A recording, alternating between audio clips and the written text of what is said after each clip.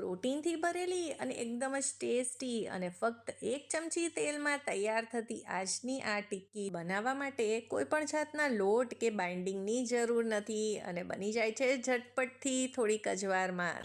તો ચલો રેસીપી શરૂ કરીએ. અડધો કપ કાળા ચણા આ રીતે 7થી 8 કલાક માટે પલાળી લીધેલા ગરમ પાણીમાં અને ફૂલીને એકદમ જ સરસ આ પલળી ગયા છે. હવે આજની રેસીપી માટે આપણે ચણાને બાફવાની પણ જરૂર નથી. આ જ રીતે આપણે આ કાચા ચણાનો જ ઉપયોગ કરીશું. તો આપણે પાણી બધું કાઢી લઈએ અને 1થી 2 વખત આપણે ચોખ્ખા પાણીથી આને ધોઈ લઈએ. તો ચણાને ધોઈને આ રીતે આપણે ચાળણીમાં કાઢી લીધા છે એટલે વધારાનું પાણી બધું નીતરી જાય. હવે મિક્સર જાર લઈ લઈશું અને તેમાં આ ચણાને ટ્રાન્સફર કરી દઈએ. હવે આમાં મીડિયમ તીખા મરચાં છે 2 ઉમેરી રહી છું.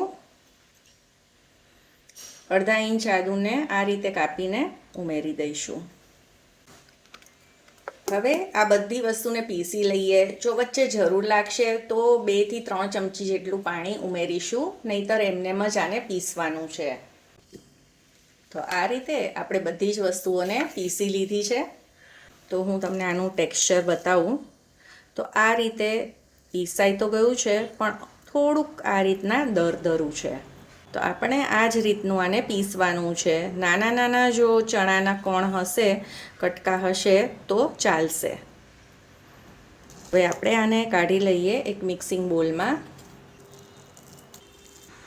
આજની આ રેસીપી પ્રોટીનથી ભરેલી અને એકદમ જ હેલ્ધી છે. બાળકો માટે તો ખૂબ જ સારી છે. હવે આજના આપણા નાસ્તાને એકદમ જ ટેસ્ટી બનાવવા આમાં આપણે અમુક વસ્તુ ઉમેરીએ.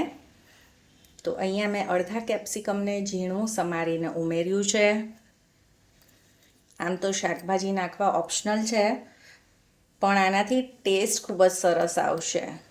એક નાના ટમેટાને ઝીણું સમારીને એડ કર્યું છે. એ ધ્યાન રાખવું કે પાણી બધું જ કાઢી લેવું જો ટમેટામાં વધારે પડતું હોય તો.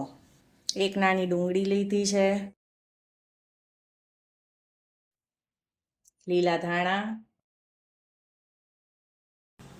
હવે ઉમેરી દઈએ સ્વાદ પ્રમાણે મીઠું, હળદર પાવડર, લાલ મરચું પાવડર, ધાણા જીરું પાવડર, ચાટ મસાલો. ચાટ મસાલાની જગ્યાએ આમચૂર પાવડર પણ ઉમેરી શકો છો. થોડોક શેકેલા જીરાનો પાવડર. આપણે આ બધી વસ્તુઓને મિક્સ કરીએ. તો આજની આ રેસીપી ખૂબ જ ઓછા સમયમાં તૈયાર થઈ જાય તેવી છે. જો તમે ચણાને પલાળીને રાખેલા હોય તો તમે ફટાફટથી આ રેસીપી તૈયાર કરી શકો છો અને બાળકોને પણ ખૂબ જ ભાવશે. આ એવી તૈયાર થાય છે. તો બસ બધી વસ્તુઓ મિક્સ થઈ ગઈ છે. તો જો તમને બતાવું તો આ રીતનું આપણું આજનું મિક્સચર તૈયાર થયું છે. તો આપણું આ મિશ્રણ તૈયાર છે. તો એક વખત આપણે હાથ ધોઈ લઈશું. આ નાસ્તાને આપણે તૈયાર કરી લઈએ. તો અહીંયા મેં નાની સાઈઝનો આ રીતે બોલ લીધો છે.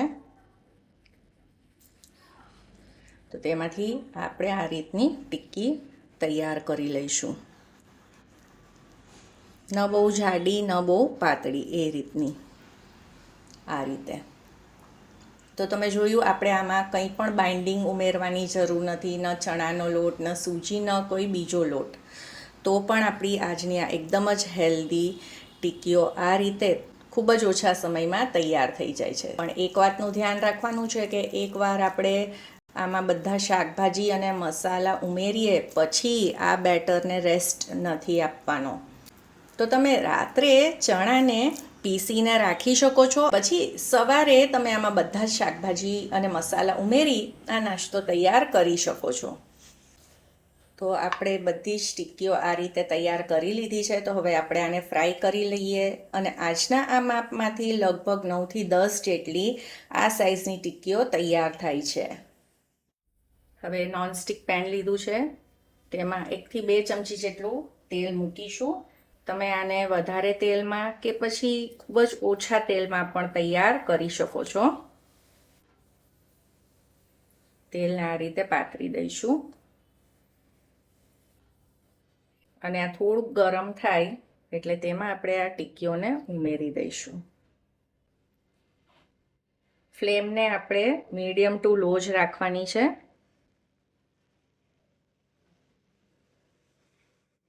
તો ફ્લેમને લો કરી દઈશું અને આને લગભગ 2 મિનિટ માટે આ જ રીતે કૂક થવા દઈએ. હવે લગભગ 2 મિનિટ જેટલો સમય થઈ ગયો છે, તો આપણે આને ચેક કરીએ. તો ઉપરથી તમે જોઈ શકો છો કે આ હવે પહેલાં કરતાં જેટલા સોફ્ટ હતા એની જગ્યા હવે આ હાર્ડ થઈ ગયા છે.